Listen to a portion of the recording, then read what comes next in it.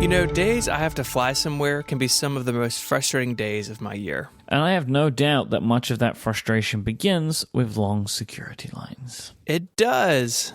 However, it turns out that these lines are there for a reason, and it all begins with a single airline hijacking in 1971. So let's back up a little bit even before then.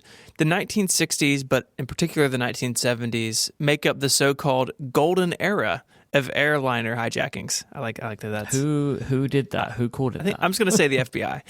Okay. This is before searches and security measures that we know were put in place at airports, so it was really easy to bring a weapon aboard. The first hijacking to take place in America happened on May 1st, 1961, and Tulio Ramirez Ortiz threatened the pilot and co-pilot of a national airlines flight en route to Key West with a knife and a gun. He demanded to go to Cuba, and the plane returned safely to Florida after dropping him off. He was arrested 14 years later in Miami, trying to re-enter the United States. 1972 alone saw 31 hijackings in U.S. airspace, 19 of which were done for money. And there is one reason for this, and let's set that scene. On November the 24th, 1971, on Thanksgiving Eve, a man carrying a black briefcase identifies himself as Dan Cooper and purchases a one-way ticket from Portland to Seattle on Northwest Flight 305. The 30-minute flight took place on a Boeing 727-100. Its tail number was N467US. Upon taking a seat in the rear of the cabin, and I love this, he lit a cigarette and ordered a bourbon with soda. Different times. The flight was only about one-third full and took off on time at 2:50 p.m. Eyewitnesses on board record a man in his mid-40s, between 5 feet 10 inches and 6 feet tall. He wore a black raincoat, dark suit, and a white-collared shirt. He was wearing a black necktie, which had a mother-of-pearl tie pin attached. After takeoff, Cooper passed a note to Florence Schaffner, a flight attendant at the back of the cabin. At first, she didn't open it, assuming she was being hit on by yet another lonely businessman. But Cooper then leaned toward her and whispered, "Miss, you better look at that note. I have a bomb." The note was printed in neat, all-capital letters with a felt pen. After she read it, Cooper took it back and invited Schaffner to sit next to him. He cracked open his briefcase, revealing 8 red cylinders attached to a large battery with wires. He whispered to her his demands, which included $200,000 in, quote, negotiable American currency. That amount equals about $1.2 million today. He also demanded 4 parachutes, 2 primary and 2 reserve, and a fuel truck to be standing by in Seattle to refuel the aircraft upon its arrival. Upon being filled in, pilot William Scott informed the Seattle airport, who called local and federal authorities. The pilot then informed the passengers that their arrival in Seattle would be delayed because of a minor mechanical difficulty. Northwest Orient's president, Donald Nyrob, authorized payment of the ransom and ordered all employees to fully cooperate with the hijacker. The aircraft circled Puget Sound for approximately 2 hours to allow Seattle police and the FBI time to assemble Cooper's parachutes and gather the ransom money, additionally to mobilize emergency personnel. They pulled the money from local banks, 10,000 unmarked $20 bills in total. Photographs were taken of each bill for tracking purposes. That's a lot of work for 2 hours. That's an insane amount of work. Seattle police then obtained both military and civilian-style parachutes from a local skydiving school. During this 2-hour period, Cooper made several comments to Schaffner indicating he was familiar with the area, including that McCord Air Force Base was only a 20-minute drive from Seattle Tacoma Airport. She would later describe him as a calm, polite, and well-spoken individual. He even paid his tab after ordering his second drink. That's my favorite detail about this story. He hijacked a plane, but still felt it was worthwhile to keep everything in check. At 5:24 p.m., Cooper was informed that his demands had been met, and the aircraft landed at Seattle Tacoma Airport just a few minutes later. Cooper instructed Scott to taxi the jet to an isolated, brightly lit section of the tarmac and to extinguish the cabin lights to deter police snipers. An airline official approached the aircraft and delivered a cash-filled backpack and the parachutes. Cooper then allowed all of the passengers and all but one flight attendant off of the plane. 22-year-old Tina Mucklow had been helping Cooper and the pilots communicate with each other, and he requested that she stay on board. Schaffner was allowed to leave. While the aircraft was being refueled, Cooper discussed his plan with the flight crew. They had a little meeting, I guess. He wanted them to fly to Mexico City at the minimum airspeed possible without stalling the aircraft, which was approximately 100 knots or 190 kilometers an hour, about 120 miles per hour. There's lots of measurements there. Mm-hmm. Furthermore, he wanted them to fly at a maximum of 10,000 feet or 3,000 meters in altitude. He further specified that the landing gear remained deployed in a takeoff landing position, the wing flaps be lowered 15 degrees, and the cabin remain unpressurized. When informed they would only be able to fly 1,000 miles in such a configuration, he agreed to a refueling stop that would take place in Reno, Nevada. Now, critically, the Boeing 727-100 was equipped with a rear door and staircase that opened up underneath the tail of the plane. Cooper demanded they take off with this door open and the staircase extended, but the airline refused, saying it was far too dangerous. Cooper didn't argue, instead saying that he would lower it once they were airborne.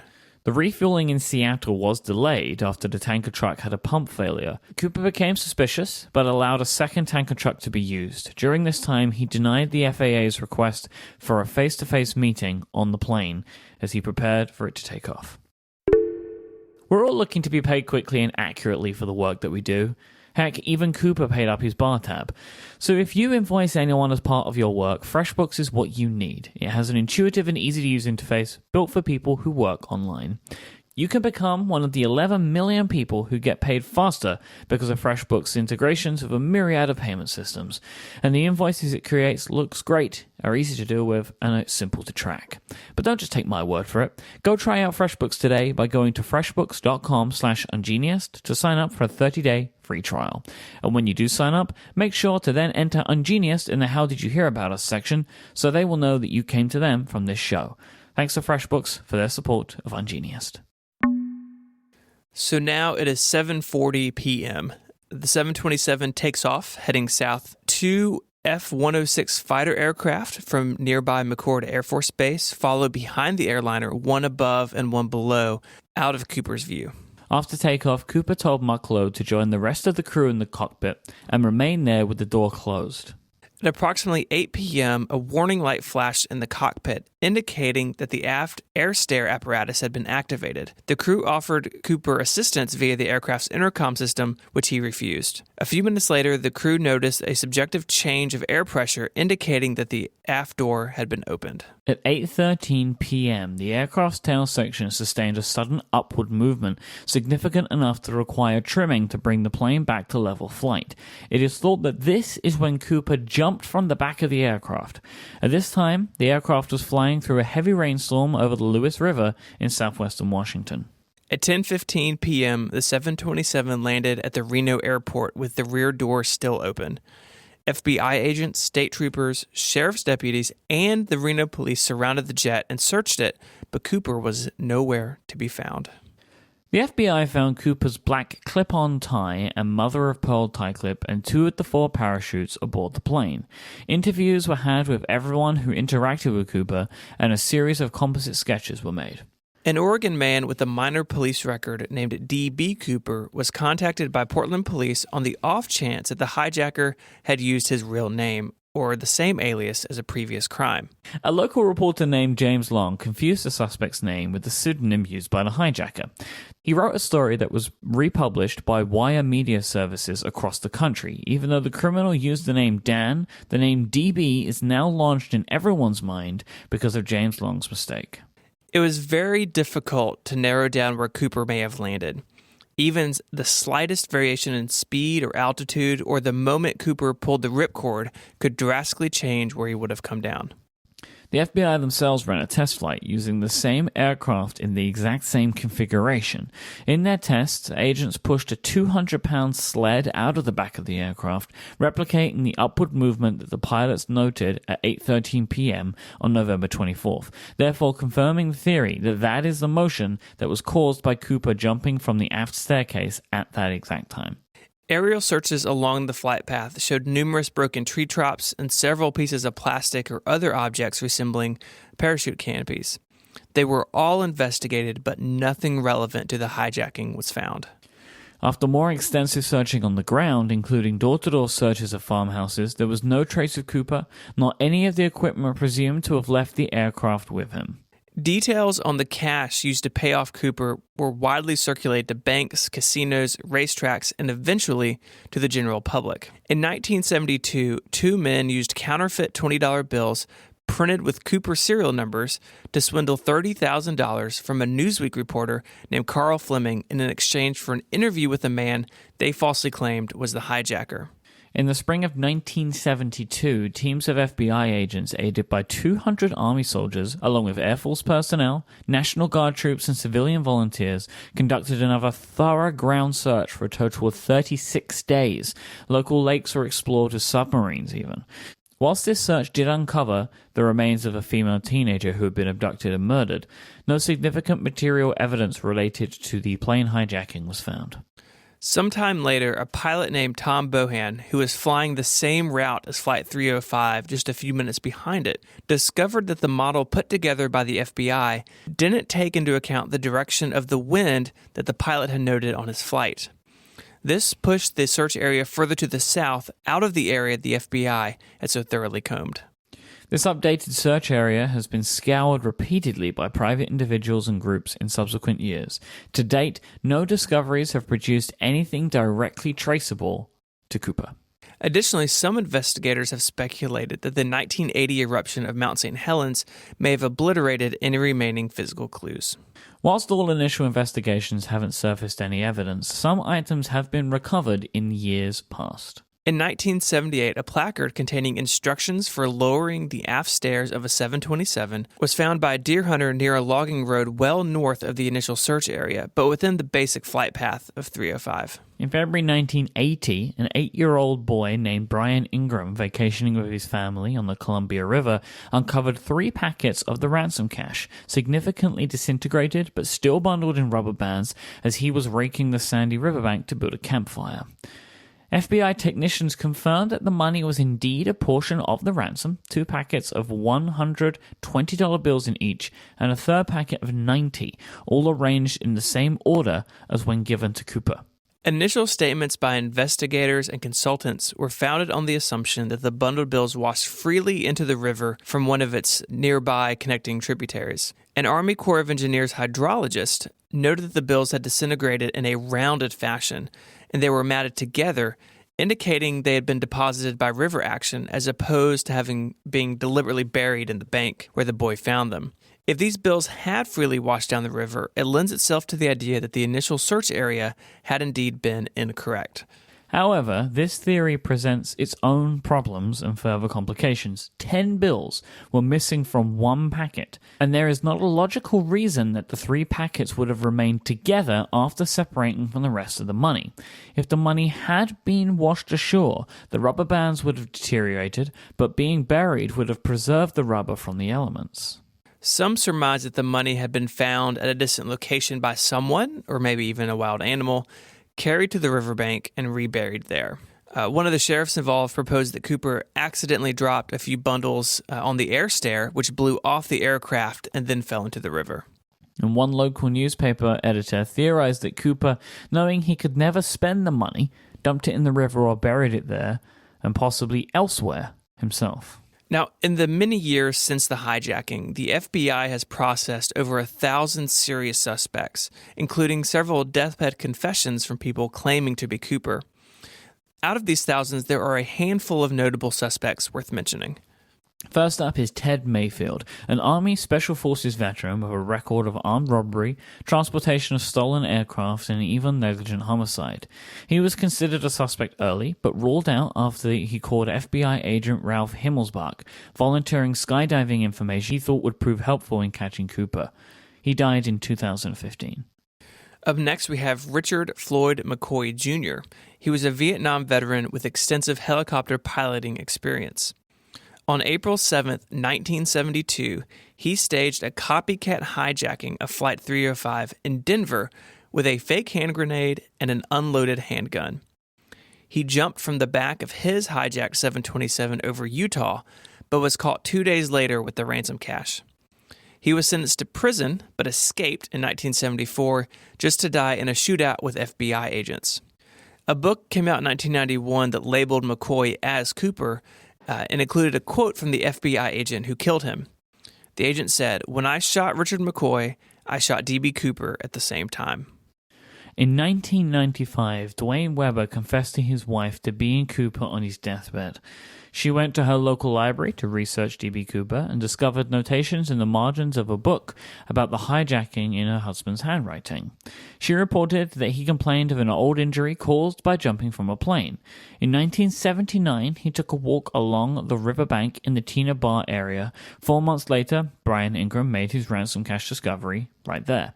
As there is no physical evidence to tie him to Flight 305, the FBI had to eliminate him as a suspect. William Gossett was a Marine Corps, Army, and Air Force veteran of both Korea and Vietnam. Late in his life, he reportedly told 3 of his sons, a retired Utah judge, and the Salt Lake City Public Defender's Office that he had committed the hijacking. This came after years of obsessively reading about the event. And while his appearance does roughly match that of the composite sketches, there's no evidence to even put Gossett in the Pacific Northwest at the time of the crime. He died in 2003. Well, if there are no credible suspects, what has the FBI said on the case? Well, in 2007, the FBI announced that a DNA profile had been obtained from samples on the tie pin found on the plane. But without a suspect, the sample did little good. They also disclosed that Cooper chose the older of the 2 primary parachutes supplied to him, and that from the 2 reserve parachutes he selected a dummy, which is an unusable unit with an inoperative ripcord intended for classroom demonstrations. This was one of the 4 that was provided to him. It was clearly marked as such and would have been easily noted and discovered by any experienced skydiver. Now, the FBI has stressed that the inclusion of the dummy reserve parachute was accidental. I don't know if I believe that or not, but they say that it was a mistake. I do believe it, because I think Cooper chose to ask for 4 because he was trying to trick the FBI into thinking he'd be jumping with hostages. Right. So, if you take that mindset, I don't think that they would have given a dummy parachute if it was going to be for a hostage. And also, I also assume that somebody who wasn't familiar with parachutes picked up these parachutes, right? Like, it was an FBI agent, which is the same problem that Cooper then had. But anyhow, I digress. From 2009 to 2011, a team of civilian researchers dubbed the Cooper Research Team disclosed that they had found samples of pharmaceutical spores, bismuth, aluminium, and titanium on the tie pin. The findings suggest that Cooper may have been a chemist or metallurgist or possibly an engineer or manager in a metal or chemical manufacturing plant. The only employees who would have worn ties in such facilities at the time were those that would have held those positions. On July 8th, 2016, the FBI announced that it was suspending active investigation of the Cooper case, citing a need to focus its resources and manpower on more important cases. Of course, local offices will still accept evidence related to the hijacking. Over the 45-year span of its active investigation, the FBI has made public some of its working hypotheses and tentative conclusions. Now, over the years, the official physical description given by eyewitnesses has remained unchanged and is considered to be reliable. Experts say that Cooper's financial situation was very likely desperate, as extortionists and other criminals who steal large amounts of money nearly always do so because they need it urgently. Otherwise, the risk of doing it is not worth it.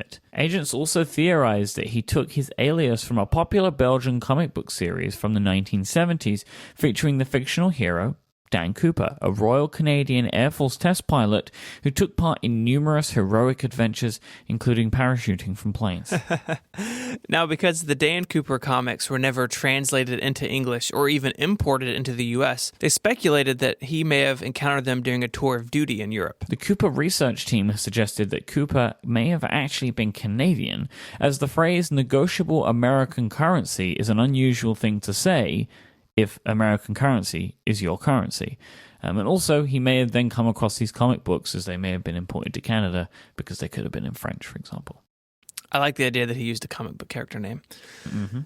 It is thought that Cooper was a remarkable planner. He demanded 4 parachutes to force the assumption that he might compel 1 or more hostages to jump with him, as you said earlier, ensuring he would not be deliberately supplied with sabotaged equipment. He also chose to fly on a 727-100, as it was an ideal aircraft for a jump. Not only did it feature the after-air stair, which opened at the back when it could be in flight, but also the high afterward placement of all three engines followed a reasonably safe jump without the risk of incineration by the jet exhaust, so they were placed just perfectly for you to be able to jump out and survive. He knew that the after-air stair could be lowered during flight, a fact never disclosed to even civilian flight crews, and that it could not be overridden from the cockpit. It was also the only commercial jet airliner that could fly as low and as slowly as Cooper requested, again making the jump far safer. He even chose the date carefully as well. Cooper chose to do this on a 4-day weekend. He would have had time to pull off the hijacking, make the jump, come out of the woods, and return to normal life on Monday morning.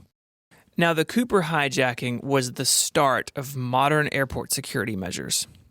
In 1972, numerous copycat hijackers took over Boeing 727s, and in almost all of these cases, the suspects were either killed or arrested within days of their hijackings. They ain't no Cooper. In early 1973, the FAA began requiring airlines to search all passengers and their bags. Multiple lawsuits charged that these searches violated Fourth Amendment protections against seizure and search, but federal courts ruled that they were acceptable when applied universally and when limited to search for weapons and explosives. While 1972 saw 31 hijackings in the United States, just 2 took place in 1973 after these searches were put into place. Now, to prevent the aft stairs from being lowered in flight, Boeing retrofitted the 727 with a spring-loaded device to keep the ramp closed in flight. This component is named the Cooper vane. Cooper's airplane, the M467 US, was sold to Piedmont Airlines 6 years after the hijacking. In 1984, Key Airlines bought it and it was used to shuttle Air Force workers. Then in 1996, the 727 was scrapped for parts in Memphis, Tennessee. Hey, I should go find it. So I have a dream now that you go there, you find a wing, and then you turn that wing into a desk when we move into the world's littlest skyscraper. Deal. In 2013, this is weird. In 2013, Earl Cossey, the owner of a skydiving school whose parachutes were given to Cooper, was found murdered in his home. Now, the killer remains at large, so of course, conspiracy theorists have claimed it's related to the Cooper case. Authorities have stated repeatedly that no such link exists. This case is weird, this whole thing. And it really caught the imagination of the public. In fact, D.B. Cooper is about as close to a household name as an airline hijacker has ever gotten. And as such, Cooper has appeared in numerous books, shows, and films over the years. A lot of, deathbed confessions or people in jail saying, "Hey, I'm D.B. Cooper," or "Hey, my roommate is D.B. Cooper." He's really just held this place of imagination in the public mind. This story is just nuts, man. It really seems like Cooper was the kind of guy who knew what he was doing, and my gut says he got away with it. It doesn't surprise me, really, that this has been one that stands the test of time. Now, whilst, of course, this is a horrible thing to do, and it's horrible to put all those people at risk, kind of everything that Cooper did is kind of cool. Like, the way he went about everything has got this kind of, we can look back at it now being that amount of time ago, and it seems like almost a fictional story because it was so long ago, right? But it's just like the fact he took these drinks, he was smoking on the plane, and then he paid his bar tab and jumped out in a suit after pulling off his tie. It's all very romantic looking at it now. Yeah. But I do actually agree with you. I think he did get away with this because all of the seeds are sown for him being a meticulous planner. Clearly, skydiving wasn't his strong suit. That this is something that has been established. But I still think that he pulled it off, and purely because the lack of evidence would suggest that nobody has ever really found anything tangible. And I also, one of the things that I can't shake is the 10 missing bills that were discovered from the bundles. Somebody took $10, $20 bills out of one of those bundles. Now, I can't imagine he did that on the plane unless he was, paying for bar tabs of other people. Who knows? Yeah, it's very strange. And even though they got the search box wrong at first, the fact that nothing has ever surfaced, I think speaks a lot. So DB Cooper. If you want to read more about this fascinating story, we have some links on our website this week, relay.fm/ungeniused/16. You can get in touch with us there via email, or of course you can find us on Twitter. The show is at Ungeniused. Mike is at IMYKE, and you can find me there as ISMH. And until our next weird story, Mike, say goodbye. Goodbye. Adios.